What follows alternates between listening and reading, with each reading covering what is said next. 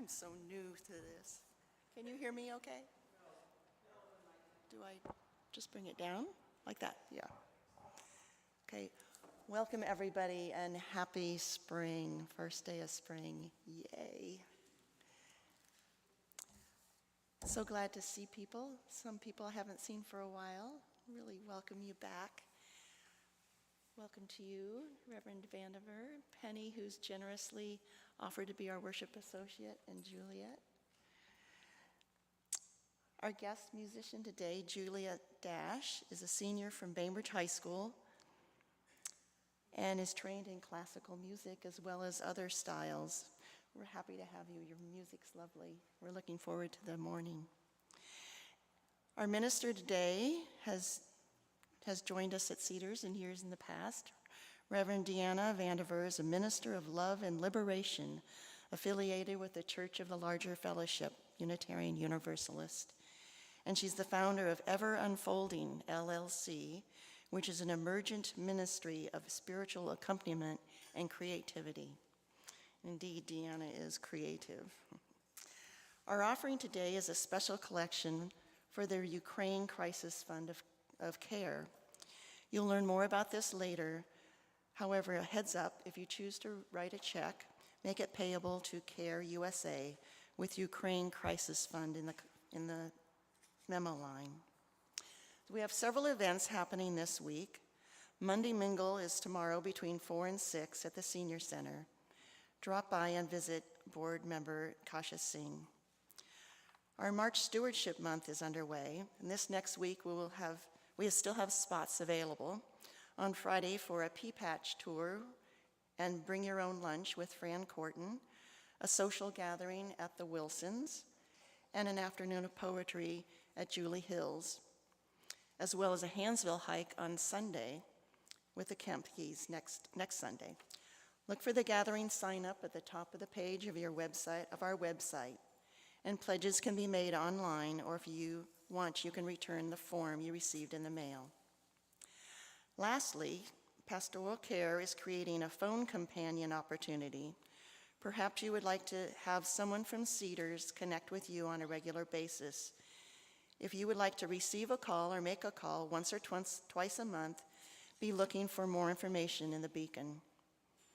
Also, in the past year, many people have stopped by to prepare meals for families needing an extra hand during times of illness or after injuries or hospitalization.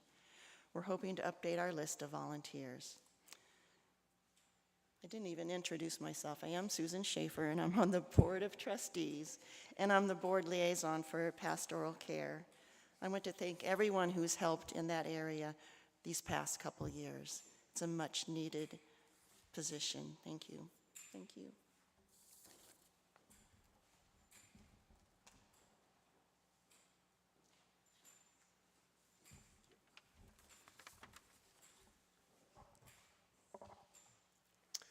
Good morning. My name is Jeff Phillip, and I have been asked to share my thoughts about why we give generously to Cedars. So I grew up in a home where my parents loved me, though they had challenges with each other. We didn't have a church community. We didn't have really a community for the family at all. My mom had her own community at the tavern that she owned and ran.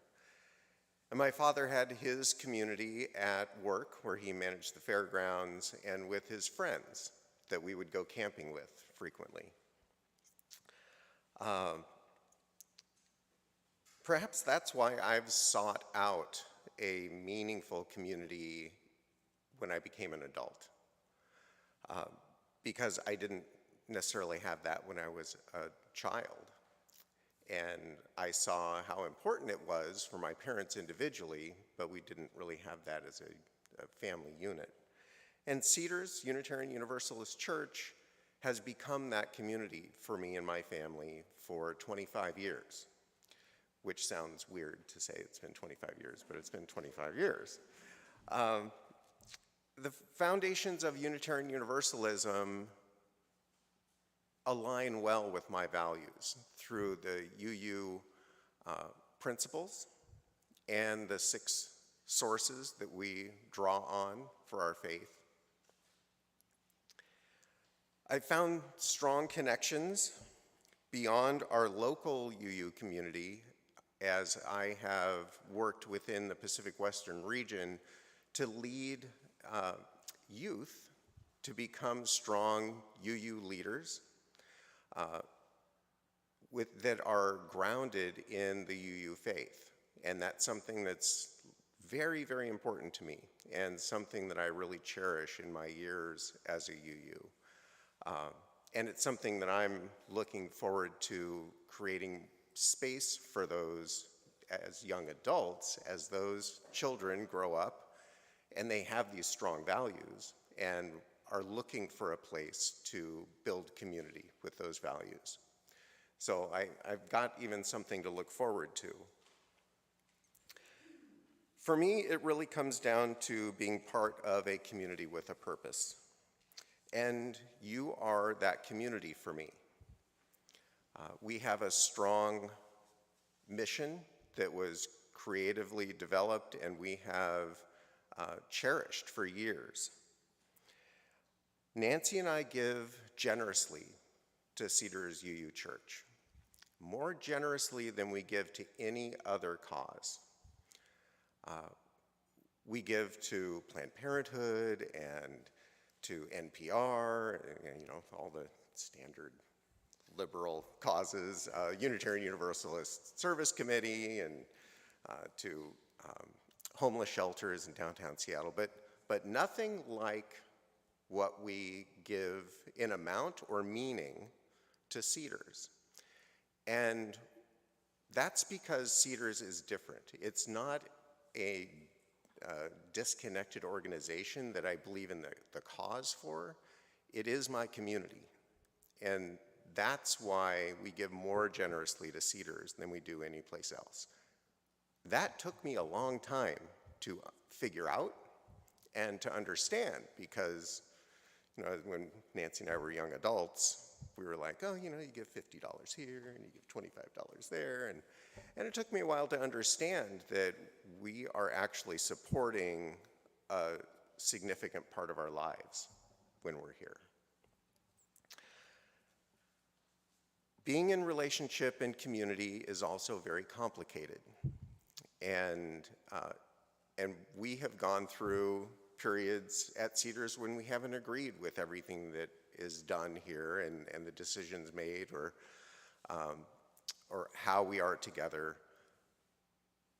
But it is our committed community, and it encourages us to grow together, to become better people together, and to work through times when we haven't necessarily agreed, because there have been more times when we have. And the work that we do together outside in the world and the times we spend together as a community, we cherish more than anything. Our children have grown up here, and we were just, Nancy and I were talking this morning about how Marina, when she went off to college at Urbana-Champaign, yeah, University of Illinois. So she found that across the street was where the UU congregation was meeting. And that was like super important for her, to find a connection in a place that was foreign to her. There are a lot of stories about how our children have grown, how Nancy and I have grown, that demonstrate how valuable our time has been here. And, you know, we give generously because this is a remarkable congregation that does remarkable things with remarkable people. We support each other, we grow together, and we strive for a better future together. And so that's why we will be giving again generously this coming year, because I think it's an exciting year ahead.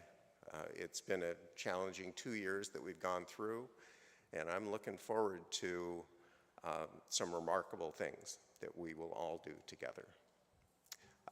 So I encourage you to also give generously. The pledge form, you should have received one in the mail, or if you don't know where that is, there is an online pledge form right on the front of the website that you can all go to and consider how you can also give generously this year. Thank you.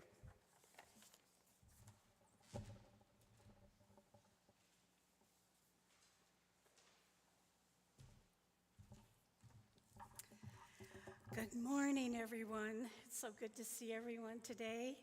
My name is Penny Brewer, and I'm one of the worship associates here, and I'm so happy to be working with Deanna Vanderver and Emily Mockett to create a moment of joy and thanksgiving during this first day of spring.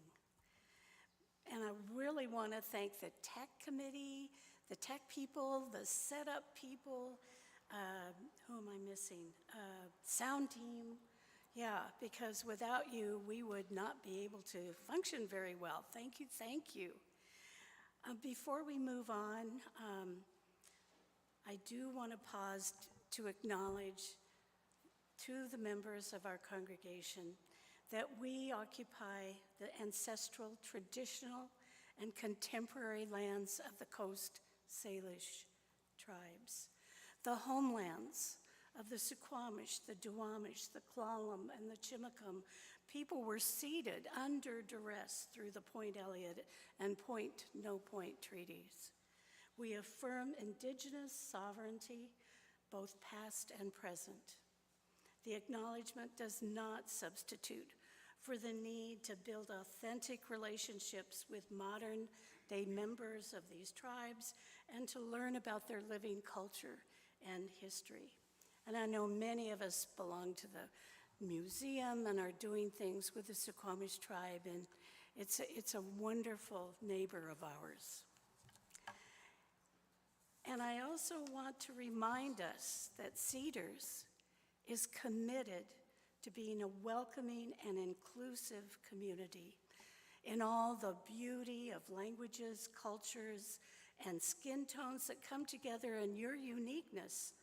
We welcome you. In all the ways you experience and express gender, in the beauty of who and how you love, we welcome you. With all of the religious and ethical traditions that inform your spiritual life, we welcome you. You are invited to join us today and always with an open mind, a loving heart, and willing hands. Now let us prepare for our service by listening to a prelude that Juliet will play. It's Chopin Prelude in D-flat major. Thank you, Juliet.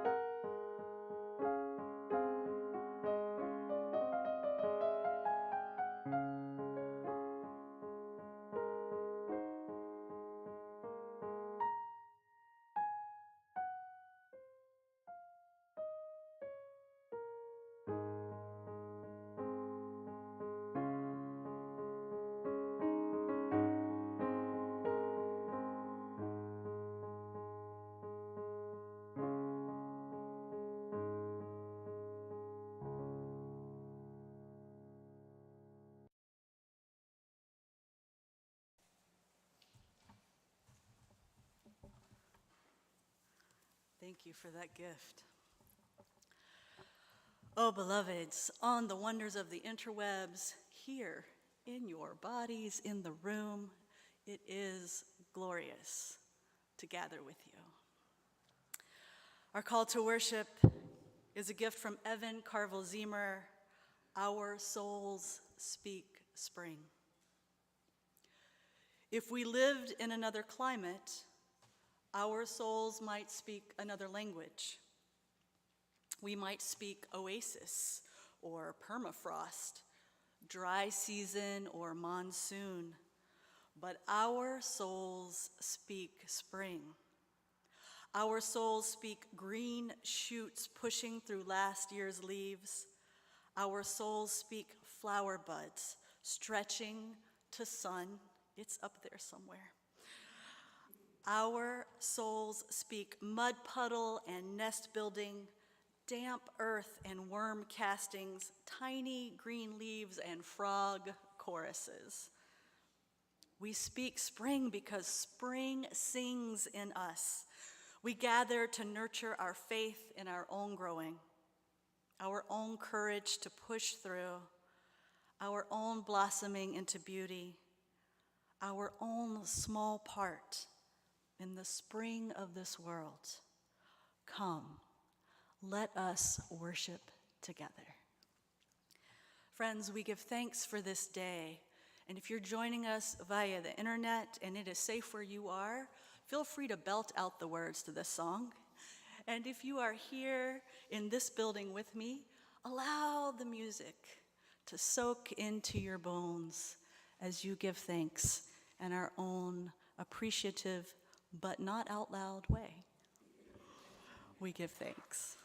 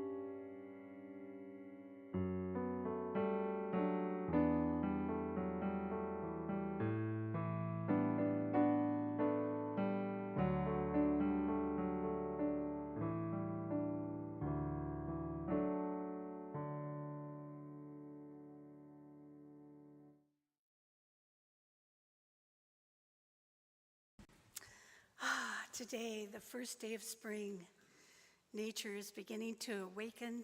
The birds are creating a symphony of song. The season is an eternal metaphor for optimism, for hope, for light, for possibility. This is a time where there's such pain and destruction and chaos in the world. And here today, our mission is to practice the art and science of loving each other through the messy and wild chaos of life. We will look at spiritual practices that have sustained us and have given us courage and skills that call for the shared liberation, equity, love, and inclusion for all. So what are your spiritual practices that keep you whole and that help you be able to love and serve the world? How do you find joy when our hearts are broken? How do we help others when we feel anxiety and fear? I know that all of us have particular spiritual practices that allow us to be all that we can be. These are some thoughts about mine. First, having hope. There's nothing more difficult yet more gratifying in our society than living with sincere, active, constructive hope for the human spirit. That was Maria Popova. And I do believe in the spirit, the loving life force that is in every living creature on our planet, in every living human being, and having that feeling of sincere, active hope for all of us helps me keep going. That active hope that allows me to keep finding ways to show acts of kindness, to work for justice for our beloved planet and all creatures on the planet. Second, feeling gratitude. There is a calmness to a life lived in gratitude, a quiet joy, Ralph Blum said. And this has been the most significant change in my life, the evolving gratitude that now completely permeates my life. I started out just noticing the big stuff, my family, friends, a job I loved, the beauty of nature. But the more I focused on gratitude, the more I realized I was so grateful for everything that happened in my life. And that included the hard things and my failures and my mistakes. I was so grateful for all of it. And in that process, my sense of awe and wonder, just for nature and all around me, just keeps growing every day. Third, meditation. The importance of sitting quietly every day, experiencing the silence, decluttering the mind that chatters away, allowing my body and mind to become still and receptive, and using the loving kindness meditation that helps me stay centered and that I apply to everyone on the planet. May your heart be filled with loving kindness. May you be well. May you be at ease and peaceful. May you flourish.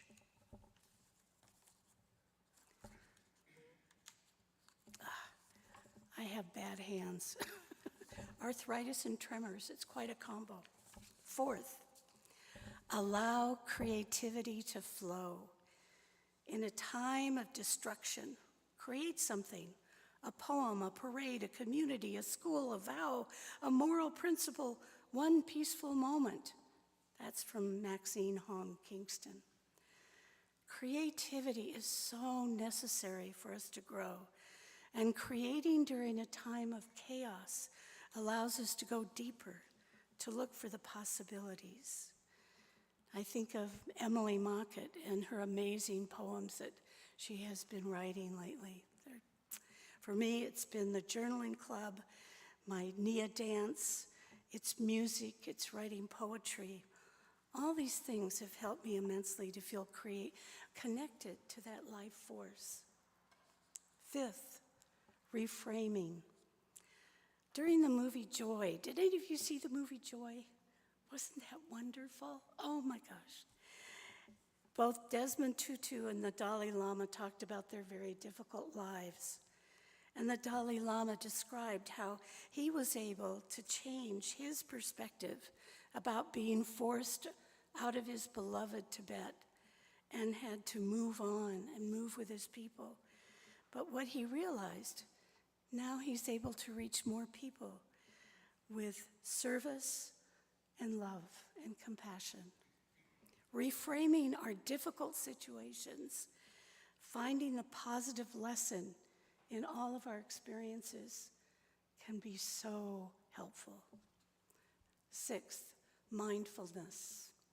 Something interesting, something that James Baldwin shared in an essay. He wrote about, in 1962, he wrote about the importance of being sensual, but he was talking about being mindful, to respect and rejoice in the force of life itself, and to be present in all that one does, from the effort of loving to the breaking of bread. I love this definition. We always talk about becoming more mindful, but this goes one step further. He asks us to find what we most like to do, what we most believe in, and to savor it and master it, and create that ability to own our own actions and fill them with meaning and value, being present in our own life. Seventh, giving service with compassion. We cannot do the work of transforming the world unless we are in an interdependent relationships. The work is too vast and complex for any one of us. Let's reach toward each other. This is us. Akaya Winwood wrote that. Giving service to one another with compassion, helping our neighbors, our friends, our family, finding ways to do work for justice together, the beauty of serving together, all the joys of being in community and working together for a more positive, inclusive world. And what I'd like you to do now, before we hear the hymn and do the dedication, I'd like you to turn to someone and share what are your spiritual practices, and what are some things that you would like to add to your spiritual practices. We're just going to take a couple of minutes, but find a partner and have a conversation.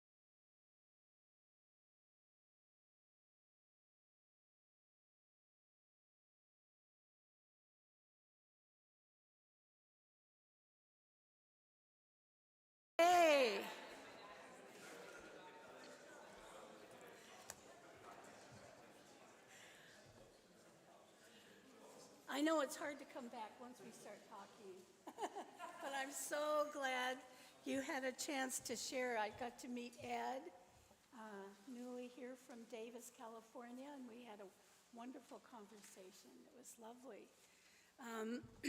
At the coffee hour, I hope we will continue with that. And so now, I was going to sing a song to you, but I don't know if I can do that or not. But I'll try. And this is the song that a lot of us love. When I am frightened, will you reassure me? When I'm uncertain, will you hold my hand? Will you be strong for me? Sing to me quietly. Will you share some of your stories with me? If you will show me compassion, then I may learn to care as you do. Then I may learn to care. Anyway, now we're going to light the chalice, and Michael is going to help me because I have these terrible hands. Thank you, Mike. I dedicate the chalice to spring, to renewal, to our love and compassion for all beings. Thank you.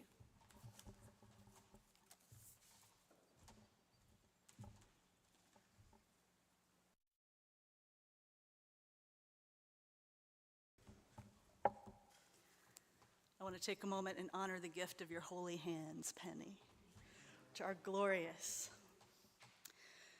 Oh, our Time for All Ages is a guided meditation, a practice of shared compassion, practicing mercy, kindness, and collective co-creation. Oh, so I want to invite us, wherever you are in the world, to take a moment, if you will, to breathe in and out, in and out. As you're willing and able, allow yourself to be a part of this collective journey together. You may wish to rise in body or spirit, or be seated, or stretch out on a floor if that's available to you. There are many right ways to join into this meditation. So I invite you, if you're willing and able, to close your eyes or soften your gaze and imagine that you are growing taller and taller up into the sky.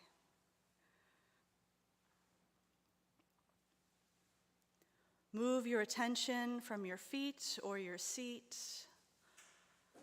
if this is available to you, up through your torso and into your arms.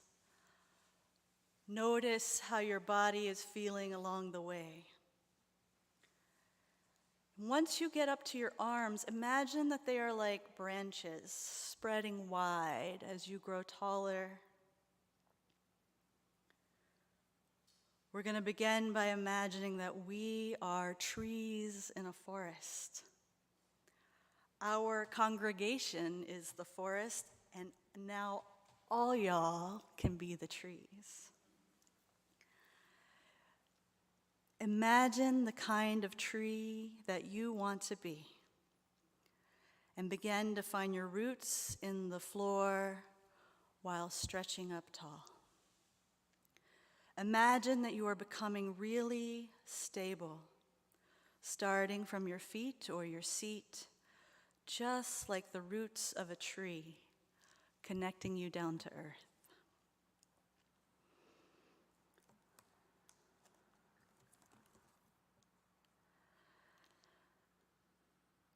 As you imagine your arms spreading like branches of however the branches of your tree spread. Notice them connecting you to the other trees in the forest And in your body or your imagination, stretch your arms, your branches as wide as feels good. This part of the trees is called the canopy. It's the part where all the branches connect and animals can make homes in it. Beautiful things can grow in the canopy when the trees and the forest are all connected. Imagine the creatures that might live in your forest canopy. Maybe you have some butterflies on your branches or baby birds just hatched in the nests you shelter. If it feels friendly to you, you can imagine little caterpillars on your leaves. What do you want to live in your canopy?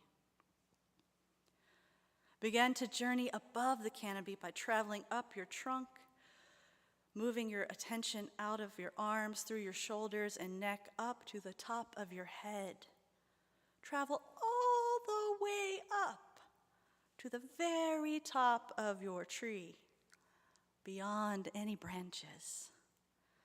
Take a moment here to witness whatever there is.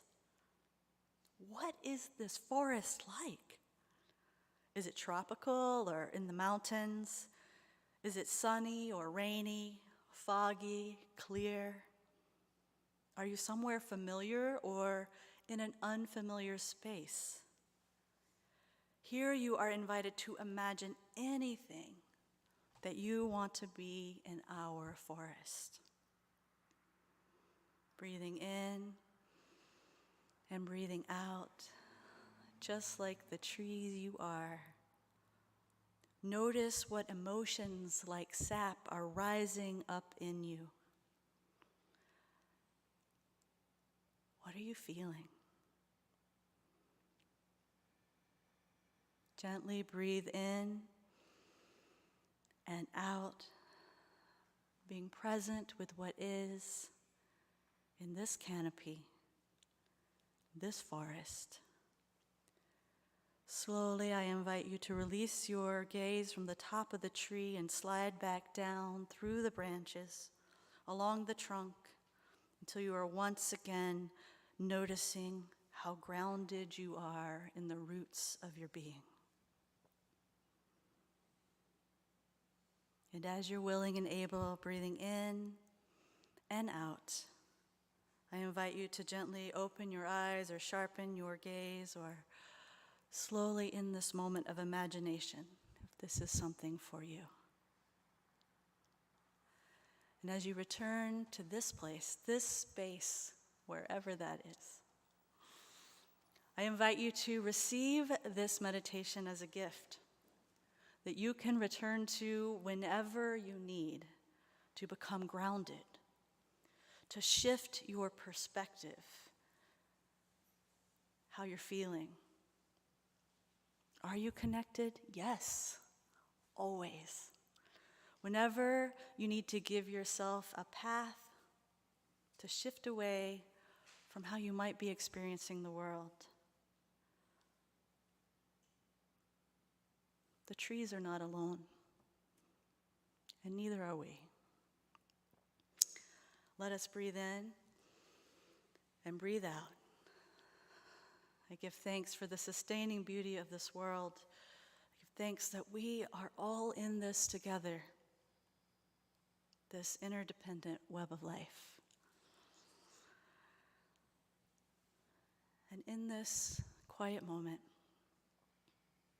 I invite us to hold space together, holding space for the people and the planet, all sacred beings.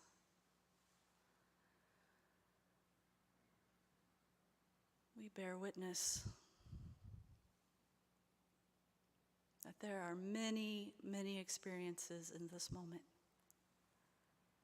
Within our own beings, within this collective, within the globe. Let us hold a time of quiet together.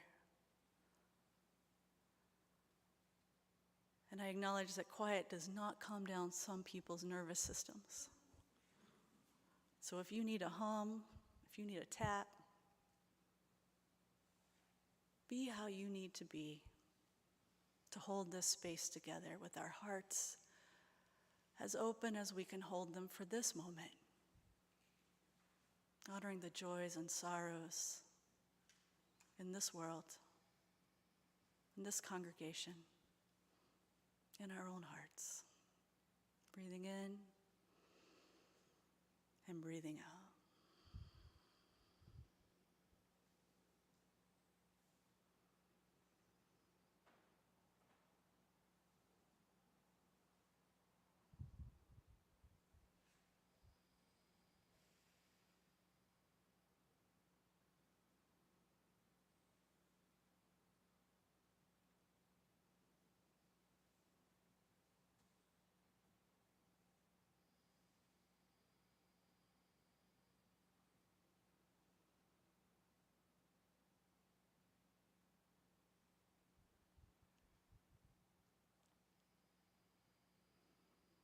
In a universe where change is the only constant, we breathe in and breathe out, and give thanks that we are all in this together. May we be filled with love and kindness.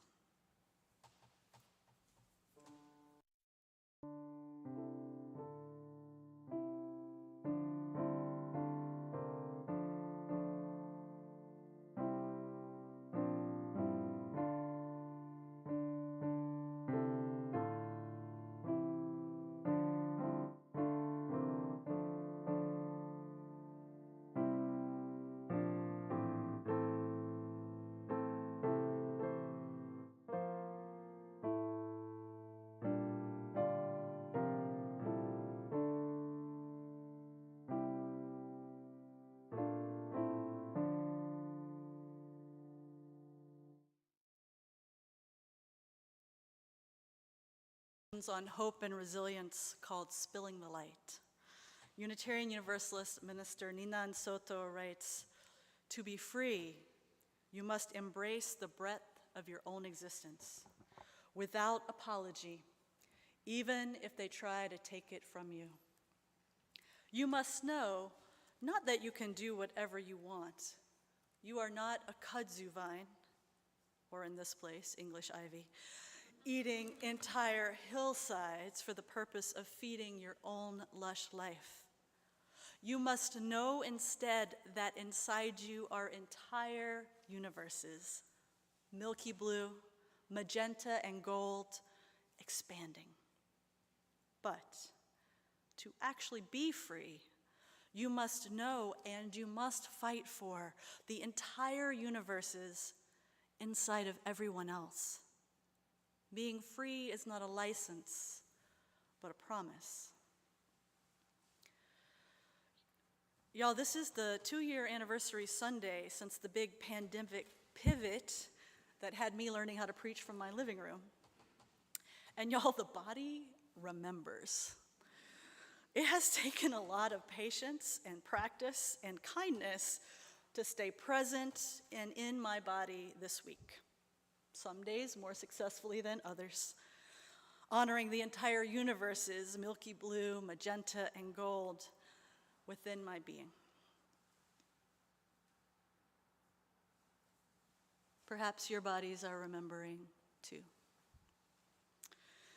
In the poem Sometimes, from Embracing the Seasons, Gunilla Norris writes, "Sometimes we have to live with something unpleasant, something we deal with as best we can, but something that will not ultimately go away. We may try to take steps to rectify the situation, but the biggest move is an internal one, the move of letting be what is. This kind of acceptance changes everything. It is not about giving approval, nor is it about submission. It's not about more tolerance either.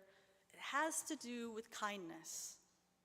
With kindness, many things can be endured. With kindness, things mysteriously change on their own accord and often for the better.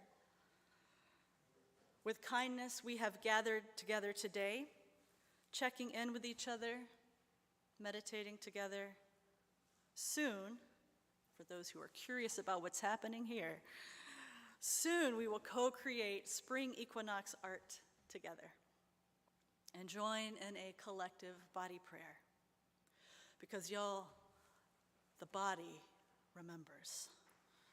And with practice and patience and kindness and each other, we can integrate our experiences into our whole and holy beings, into our beloved community, with hope that things will change for the better. As we worship together today, we're invited to remember that we are all stardust made of the same gritty glory, and we are having very different embodied experiences on this sacred planet. As Reverend Soto reminds us, but to actually be free, you must know and you must fight for the entire universes inside of everyone else. Some people's psyches are so delighted by the freedom from mandatory masking, and still, we must remember to fight for the universes inside of everyone else. Children unable to be vaccinated, immunocompromised beloveds, infants and elders, the disabled and ill.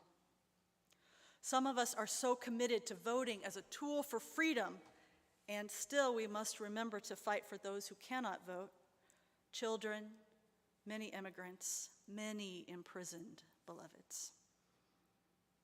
Some leaders and business folk are marketing solutions for everyone that come directly from their life experience and ideologies, without acknowledging that one size does not, in fact, fit all. We are, all of us, born into struggle, and many of us are born into privilege. While everyone has personal power, systemic power is far from evenly distributed. As 2020 Indigenous candidate for U.S. President Mark Charles names, the history of our country is rooted in colonialism, enslavement, and terror, but we narrate our history through the mythological lens of exceptionalism. Exceptionalism, exempt or above it all.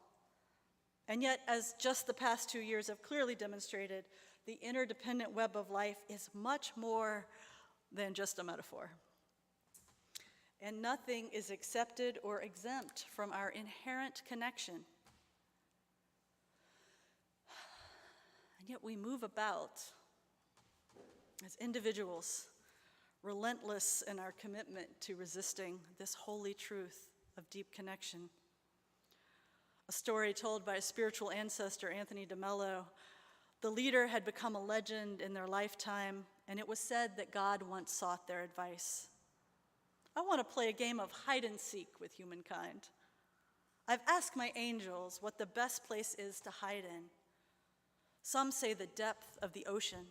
Others say the top of the highest mountain. Still others, the far side of the moon or a distant star. What do you suggest?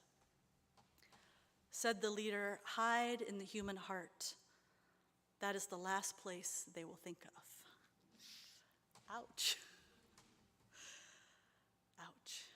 And yet, from the attacks on trans children and families and healthcare providers by both elected officials and tormentors, to a March 2022 report by the Washington Post stating, after all the attention the Black Lives Matter-led racial justice movement generated after George Floyd's death in 2020, new data show that the number of Black people killed by police has actually increased over the last 2 years. To the brutality of flagrant disregard for human life in Myanmar and now the Ukraine, exceptionalism, exempt or above it all. Y'all, it matters that we understand our liberation is connected. We all get free together, or none of us is free. As we mark the tipping of the season from winter into spring, more and more light for more and more hours of the day, we are invited to search our hearts for the holy, for kindness, for those strands of connection. We can choose to use the lens of shared liberation, also called collective liberation, as we choose what practices we will commit to together as humans in community on this wild and wondrous planet. People in Planet, a large student network in the United Kingdom campaigning for social and environmental justice, offers us a grounding and a collective liberation lens. Collective liberation means recognizing that all of our struggles are intimately connected and that we must work together to create the kind of world we know is possible. We believe that every person is worthy of dignity and respect, and that within systems of oppression, everyone suffers. Witness the climate crisis we are living in. Collective liberation is not just a value, but an action. When we work together across the barriers kept in place to divide us, we strengthen our organizing. When combined, our diverse identities and experiences give us the tools to dismantle systems of economic, political, and social oppression, and to create a world in which all people are viewed as fully human. Dove Kent, former director of Jews for Racial and Economic Justice, imagines that if we all commit to seek curiosity over reactivity, relationships over rigidity, and love over tolerance, because that basic Unitarian value is emerging in this emergent universe, we can find ways to be more free as we forage our path to collective liberation together. And as Dr. Taqiyya Nur Amin, a member of the Black Lives of Unitarian Universalist Organizing Collective Board, writes in The Call of Our Faith, we're being invited into this cosmic dance of renewal and joy and justice. But you have to make the justice. It doesn't just show up without our participation or our effort. Things don't get better just by us waiting for them to happen. We all have to engage in the better making from wherever we are. And each moment presents an invitation for us to do that. I don't want us to forget that. Even if, like me, you are tired or feeling frustrated or feeling unsure, the invitation to participate in a manner that is about living our values, living love and justice, is still there, no matter what else is going on. That is a part of the call, the mandate of what it is to be Unitarian Universalist, to figure out how we live together in loving, equitable, just relationship with each other. I had a friend who said, we should call it Equity-Knox. I was like, we'll get there. We are all a part of a cosmic dance of renewal and joy and justice, dear ones. In moments, you will be invited to bring your bits of nature to the screen with you or to the gathering fabric here, if you're in the building with me, to be a part of this liberatory practice. So if you are in this space, you're invited to choose a few bits of beauty that call out from our piles of possibility or ready the bits that you brought with you. And if moving isn't your jam, just signal to us and we'll bring a basket of possibilities your way. We are going to be creating together, bringing bits of beauty as an act of healing, an expression of our connected spiritual human journeys. We are practicing a sweet edge of collective shared liberation, that bone-deep wisdom that we all get free together in our sorrows and our joys. But what are we making? I mean, isn't it always an unfolding mystery?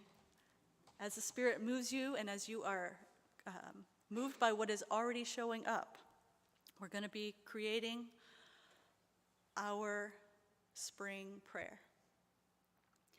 And as we co-create, I invite you to hold in your hearts the wisdom of Chase Strangio, who's the ACLU's Deputy Director for Transgender Justice.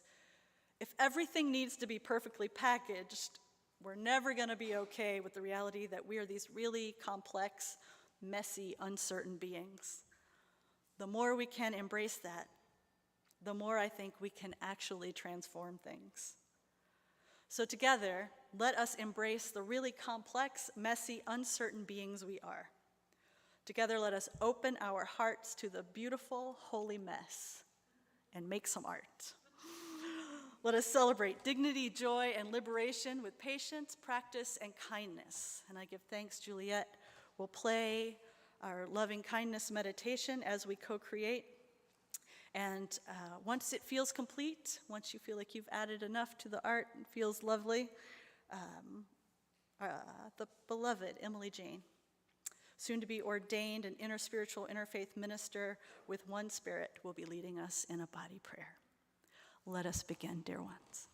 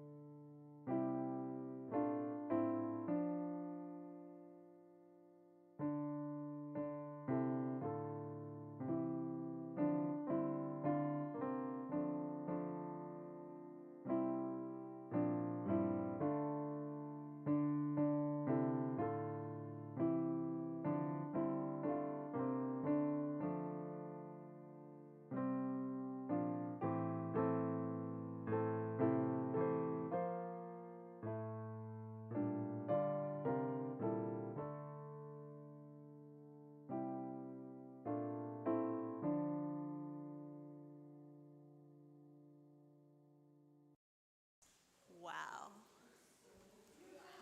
Wow. The holy wow.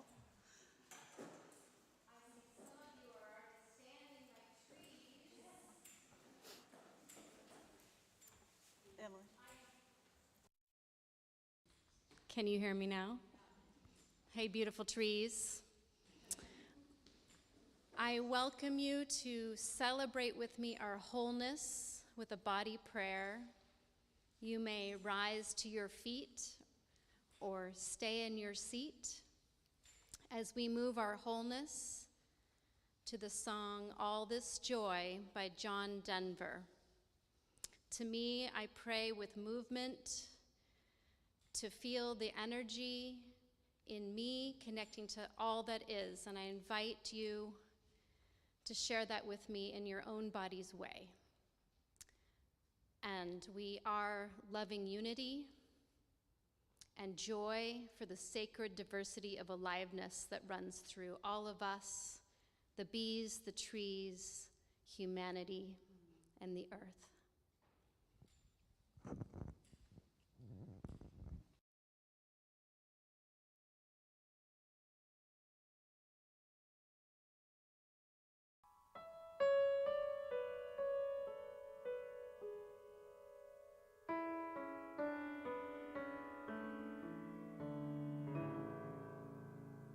All this joy,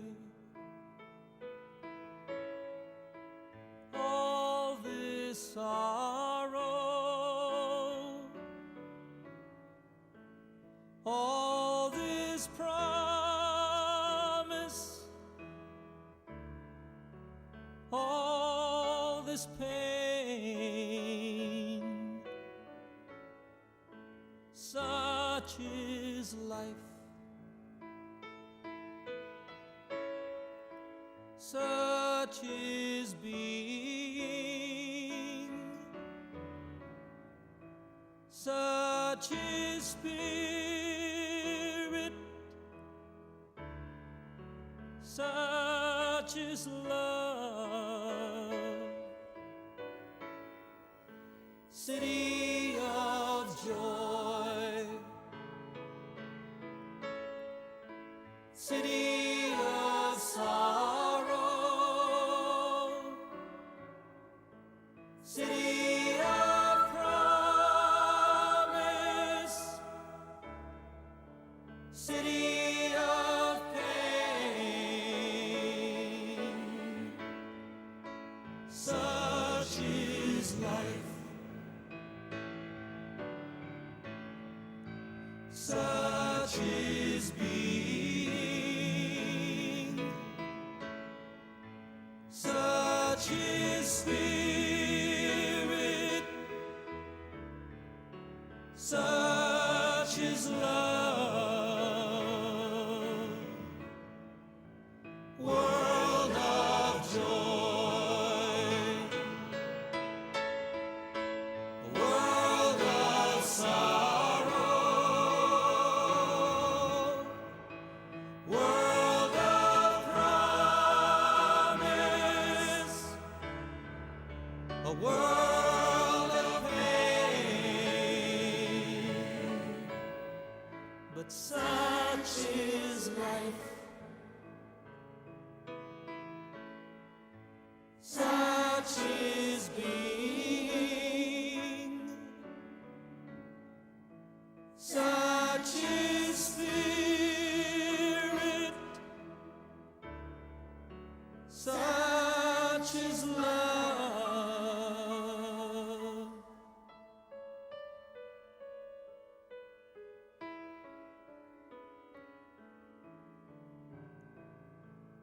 All this joy,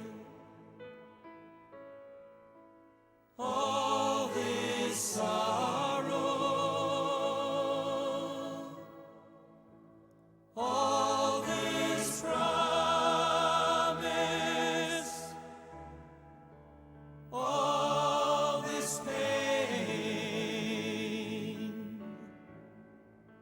such is life, such is being, such is spirit, such is love, such is spirit,